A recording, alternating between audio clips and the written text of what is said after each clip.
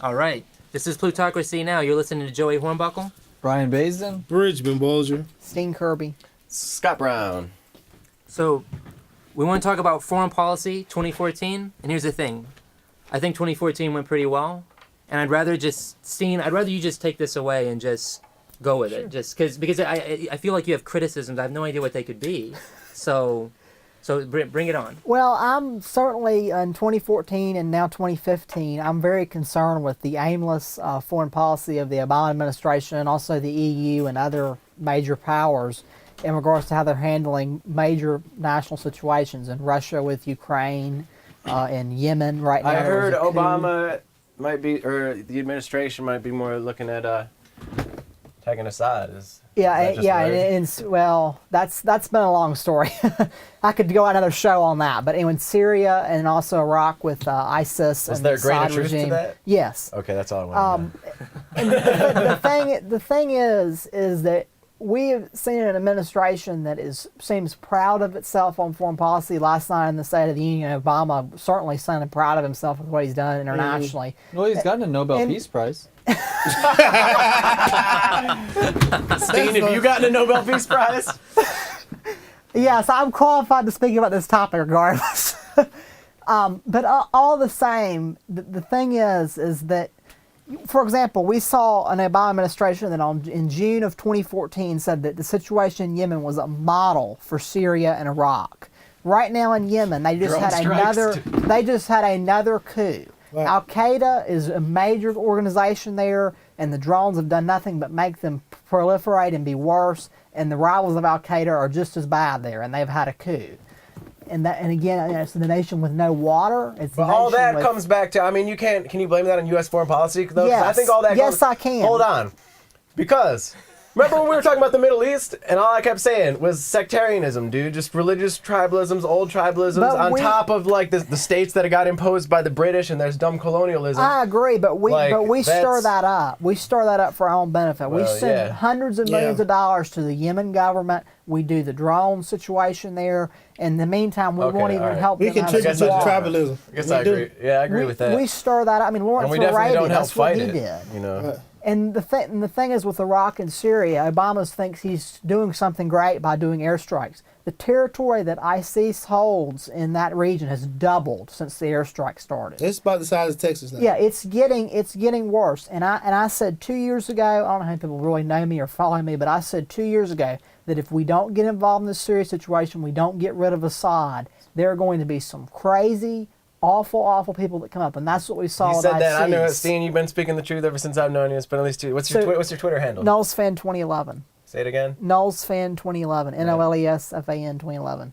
Okay. And the thing is that everybody wants to stay hands off. Oh, we don't need to get involved. But the fact is, when you got a restless, angry populace that's being massacred by a dictator, a crazy person, yes, you're going to have some people that are going to start cutting off heads. They literally did, and now they're starting to cause us a problem. So we're going to probably spend the next decade and billions of dollars and possibly even American lives if troops end up having to get involved like they did in Afghanistan, in Iraq, of course.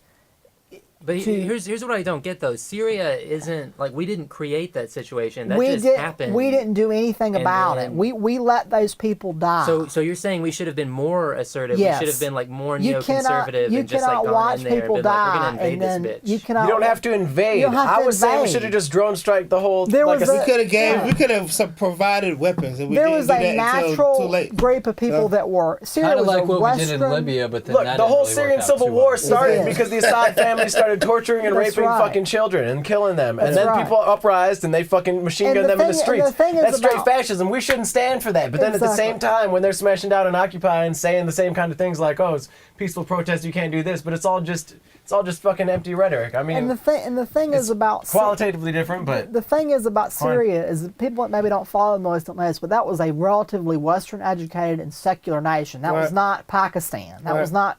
Assad went to school in Britain. Yeah, exactly. And you had a natural Assad was from a religious populace minority. of what was the majority population, the non-Alawite, was besides a part of the minority group that was against him anyway, and they were educated. They were generally responsible people. And they said, help us. And we said no. So what happened is the craziest people raised to the top, the psychos that survived, have now come to dominate so much of the anti-Assad movement. And the thing is, they kill the secular people too. ISIS and Assad both fight the moderate Syrians and also the Kurds. And the Kurds also, for that matter, they deserve some respect. Right. They deserve a state, and they are one of the most responsible actors in the region. They don't cause problems with other people generally, but if they're threatened, they defend themselves. Well, I agree with that last point, but everything else he said is just wrong. Because somehow in Yemen we're being too aggressive when the government asks us to come and help, but then in Syria we're not being aggressive enough because the effects at the end of the day look bad. Because and only that, but consider that the reason that we didn't go in there and help was because there were radical people in there that wound up becoming ISIS, and we said we didn't want to help them. Which we didn't. So that was We're still to fighting do, the not only help them. sane people there who we didn't fucking arm and didn't bother to give a shit about when And they had a the chance to thing- win, which was years ago. And the Now that thing- they don't, yeah. now we're gonna go bomb. And then who's gonna take over? Like there's there's nobody. It seems like and the thing, and they've the all thing been is, fucking killed Yeah, Right, exactly. but you're And- going to blame the United States because these things for not Here's- acting. We have here's the- responsibility as being the most Exactly. powerful nation. I mean, we should. I'm saying we should draw a line. You know, even as a fucking leftist, is totally opposed to the Iraq War and how we went about it and everything. I think we need to draw a line when people try to peacefully rise up and then just get machine gunned in the streets by a fucking dictator. We can at least drop some drones. We have to go invade, occupy, change their whole government and everything, and Exactly. go all Bush on it. No, But we I- can at least put some hardcore pressures on And the them. We can thing at least is- stop selling them tear gas and shit And like the we do in thing Egypt. is about Yeah. the thing Fuck, is about dude. Yemen. We still give them billions of dollars in military aid a year, and they're just a fucking fascist regime, The dude. Yemen situation is so straightforward that anybody who lives there could tell you how to fix the problem.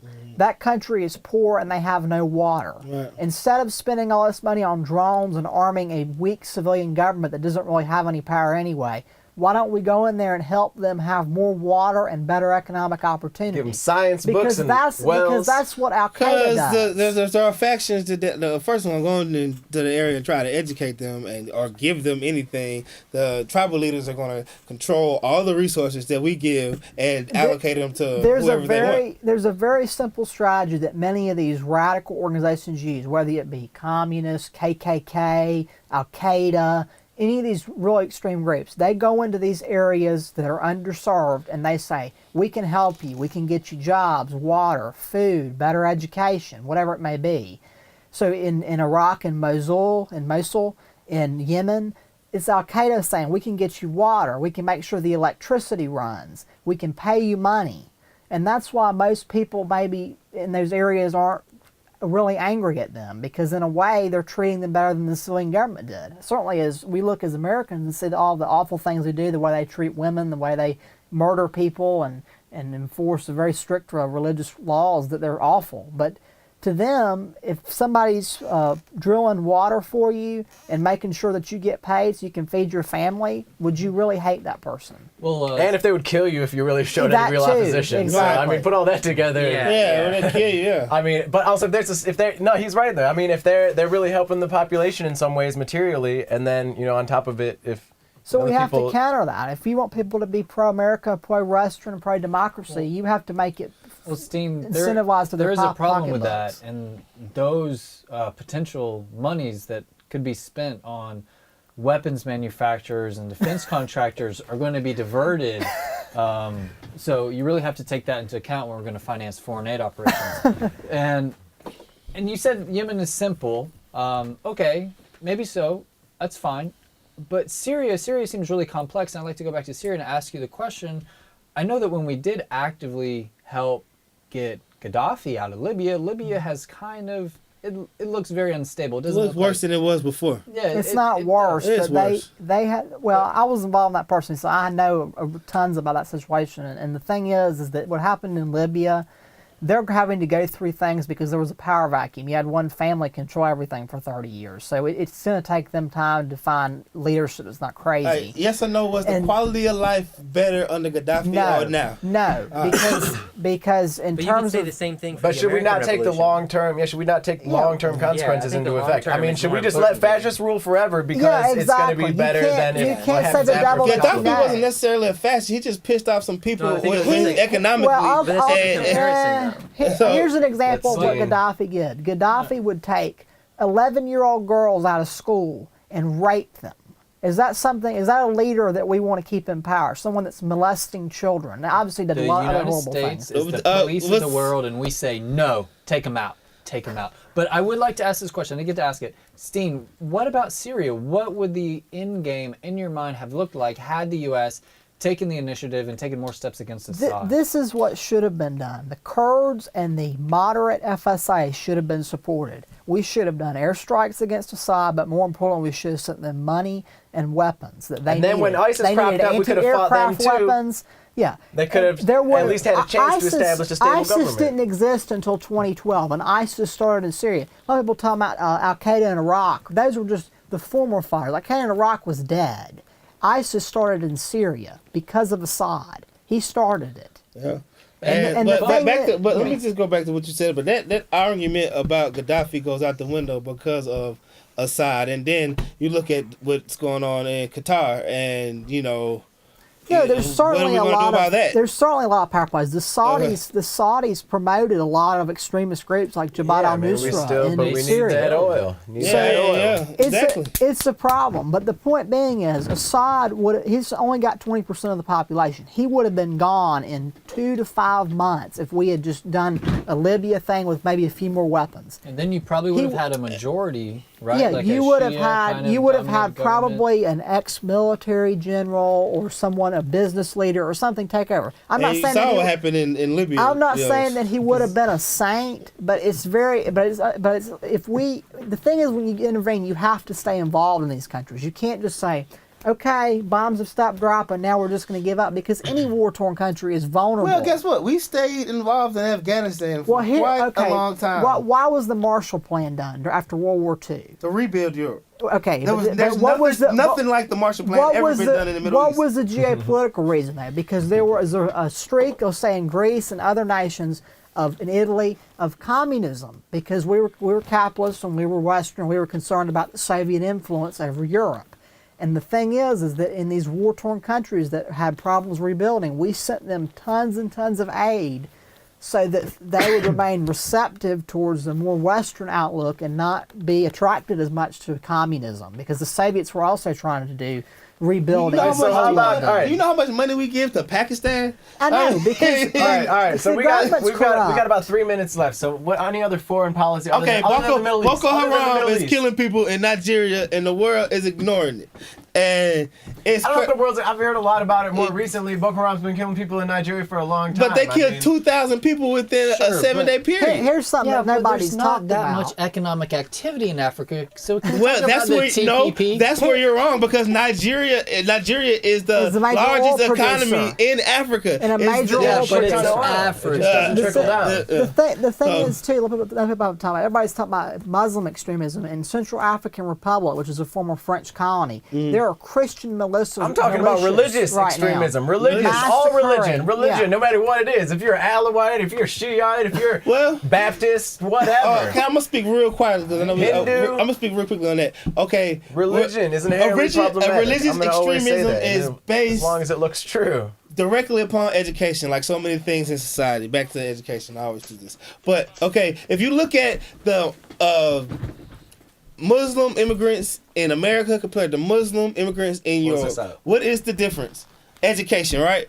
That's why you have, a Muslim in America, they're probably an educated individual. That's why they're very educated terrorists too. I mean, look at the World Trade Center. But the majority of terrorists is uneducated on par. Well, the majority of terrorists is impoverished. That's why we gave Malala Take Yousafzai. Take us out, Brian.